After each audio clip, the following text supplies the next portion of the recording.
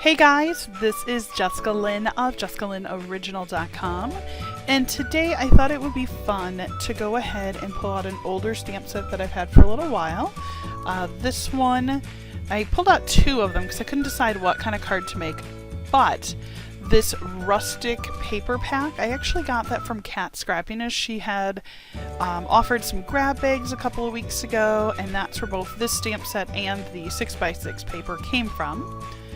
But the stamp set that I think I'm actually going to use is one of ours. It's Jessica Lynn Original's Celine's Kittens.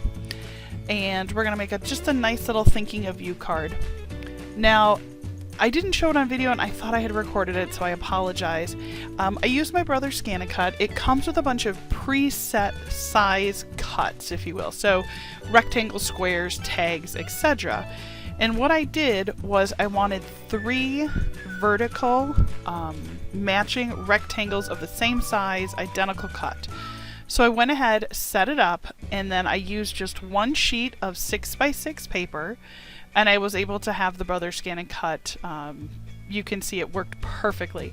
I apologize, I thought I recorded that, but I will do another video where I will show how I did that in case you would like to learn. It's something, I'll be honest, I bought the Brother Scan-A-Cut quite a few years ago, and I actually let it sit on the shelf for almost a year because I kept thinking it was just too difficult to learn, and then I played around with it, and yeah, I absolutely love it. It is my now #1 tool. Right behind that, I do love the foam risers, which you guys know. So what I'm going to do is I went ahead and cut those out, and then I want to go ahead and cut out a rectangle, but I wanted to have rounded edges, and what I'm going to do is actually use the rest of the paper. So you can see I had a 6x6 piece of paper. Again, I cut that out with the Brother Scan-A-Cut, so I apologize. Again, I'll do another video. But all of the cut pieces, if you will, not the actual cards, are all, except for this one, are all from that one 6x6 sheet of paper. Now this one, what I'm going to do is I'm going to find some greenery that I can go ahead and mat that little white rectangle. It kind of looks like a rounded business card. And what I'm going to do is use green because I'm going to use one of my favorite stamps that I drew. It is a cat lying on her side, and she just has like the biggest, most beautiful little eyes, and so I'm going to make them green. And my initial thought was to try and use the Ranger stamps that I got from the grab bag, but I realized I didn't measure the size of the word thanks before I started, so unfortunately it will not fit on the little tag I cut. So I will be going back to the cat stamps in just a minute, so I'll show you that very soon.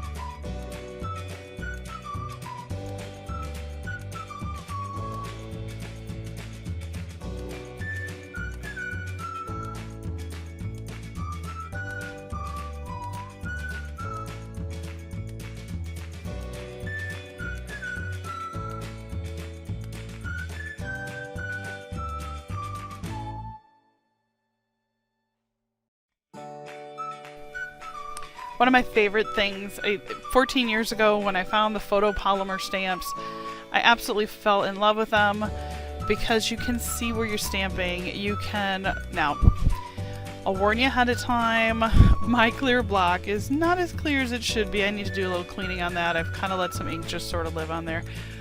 But you can see, I can see right where it's stamping. I love it. It's so cute. So again, this little kitten, she came from Celine's Kittens, which is a stamp from JessicaLynnOriginal.com. There they are. You can see how cute that little set is. We still do have some available on our website. From here, what I'm going to do is go ahead and grab my Copic markers. Ta-da! And when I was growing up, I had a white cat.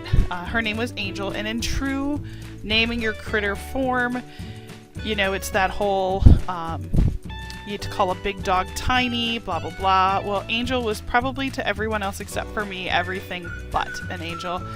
She was a good cat, she just had her people that she picked and didn't like anybody else, so And again, I'm going to always try and show the caps to these, so in case you really like the coloring that I did, then you can match that up. And you can see I did a little reverse of what I typically do. I did a lighter color on the bigger part of her eye and a little darker up on the top, so it was almost like a shadow was coming kind of from up and behind.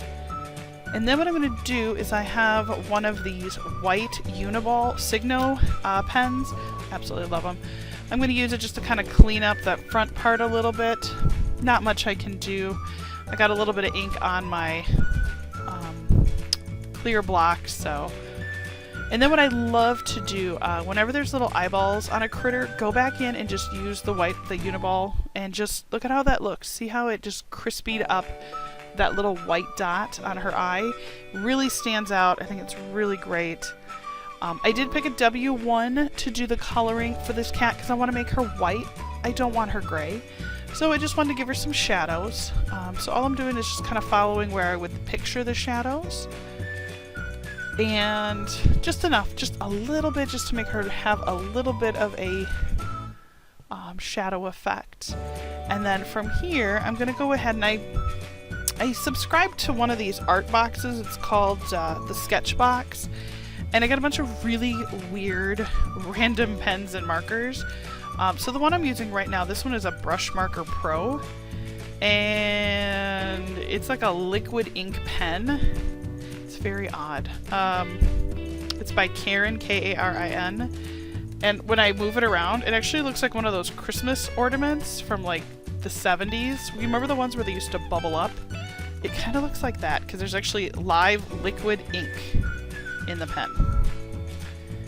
It's a very weird pen. I mean, it colors nice though. From there I went ahead and blended it with a Copic marker, and then I realized that my camera was just off center slightly, so I apologize.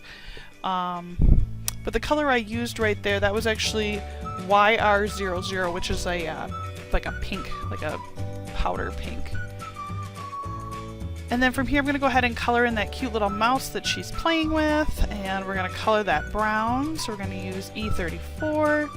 And then I'm going to come back in with Cinnamon, which is 35, which is just one shade, just a little bit darker, just again to add some more shadows and definition to the little toy that the kitty's playing with. So let me go ahead and do that real quick. And not a lot, you know, and I like to do shadows with a marker just a hair darker than the one before it. I think you get a better tone. In the past, I used to always use like a gray, and I think just adding the same value on there, and I did add little eyeball shadows, so I thought that'd be really cute. And you can see I'm just going over the little white dots. I want them to really stand out. From here, I'm going to go ahead and use some glue. Look how cute she looks. And you can see there's the back of it, so you can see I'm still using that same piece of 6x6 paper. I'm going to go ahead and glue it just right on there. And my initial instinct probably would have been the better one, which was to use my brother's Scan and Cut to make sure it was a perfect cut, but I went ahead and just fussy cut it out. I did a little under 1/4 of an inch all the way around. And then I followed with a rounded edge around the green as well. Just because I thought with the wood in the background, making it have a rounder edge would just give that a little bit more softness to the card. I do like that it looks like wood planks, and I do really like that there's the cross hatch with the little bead right in the middle, so I think that's really pretty too. Again, this is one of those weird markers that I got. It's a Kurtake. I have no idea what that means. And there is a lot of Japanese writing on the front of it. And what I will tell you what it reminds me of is black liquid eyeliner as a pen. So if you're interested in any of that stuff, I don't have a sponsorship or anything, but I've used their boxes before, but Sketchbox, that's where I got it from. Or you can go look online. I found you can buy those online too. Now, to go ahead and get this perfectly lined up, again, because it's 3 perfectly matched rectangles, I want it to be the identical from the top. And so what I did was I lined up my ruler, and this ruler, in case you've never seen one of these, I just bought this at Joann's. It's a ruler that I typically use for sewing, but I bought a new one just for card making, because then it didn't have, you know, sewing marks or anything on it. And all I did is, you can see I matched it up so I had the exact on either side. So see, there's a 1/2 inch, 1, 1, 1, and another 1/2 inch, right? So from here I can say, cool, there's the first one. And then I want them to be about 1/4 of an inch apart. It reminded me of like quilting, kind of what I was doing here. So I went ahead and lined them up, put some glue on the back, found that 1/4 of an inch, made sure that I had the top squared like a T-square, and then I'm going to go through and put the other two pieces of these rectangles onto the actual cardstock. Now, one thing I could have done maybe is cut out another background if I wanted to add another layer, which could have been nice. But I sometimes think, I don't know, I think the white backgrounds are really beautiful, especially when you use paper with a lot of pattern on it. Sometimes I don't want to go too crazy. Now, again, this is just the easy way, and what I'm doing is I'm not putting any pencil lines or anything that I have to erase or any craziness. And you can see I'm just lining them up. Boom, there they go. And now they all match up. I love this. This could be a really effective way to also do windows.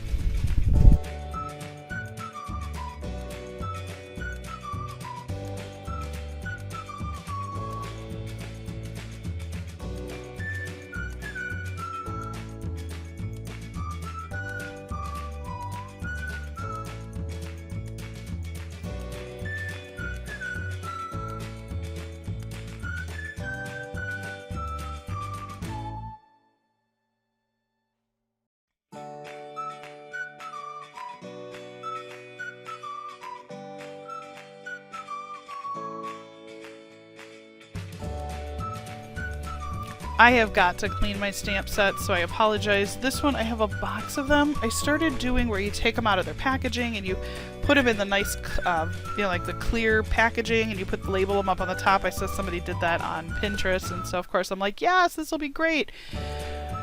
Yeah, I failed. They're all still sitting in a bin, all out of their things, so I apologize. I'm not sure who this stamp set is from, but I really like the sentiment, so I used it, so I apologize. But I think it's so cute. And I just wanted to make a happy little card. We've had some family members that are sick and have been a little on the sad side, and so I thought, you know what, I'm just going to send her a happy thought card and send her some love. And I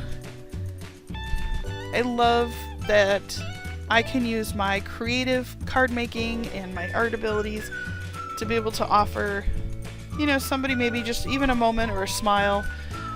Because I think, you know, that's really what it's about. It's about just kind of making sure that nobody's perfect. You know, everybody has their own faults, and, you know, everybody loves people in their own ways, and I think it's just important to remember that. And don't forget, on the back of your cards, whenever you make a card, don't forget to sign them. I know that sounds silly, but remember, it's your art too, and, you know, it's so much fun, like when my family pulls out cards and they'll be like, oh, Jess, you made that, you know? I'll be like, I remember, but they might not have remembered. I think it's so cute. I love it. Simplistic, a lot of cuts, a lot of, you know, work, and again, all of those cuts were not die cuts. They were actually done by the Brothers Scan and Cut, so. Well, I just wanted to say thank you so much for watching my video, and if this is the first time you've been with us, well, welcome. We're happy to have had you with us. Don't forget to subscribe. We'd love to have you join us more often. If this is your second, third, 200th, whatever, we're happy you came back. You know, I love making cards, and I love being able to share my process and learn from you, and hopefully you learn from me. Thank you again, and I hope that you have a wonderful day. Take care.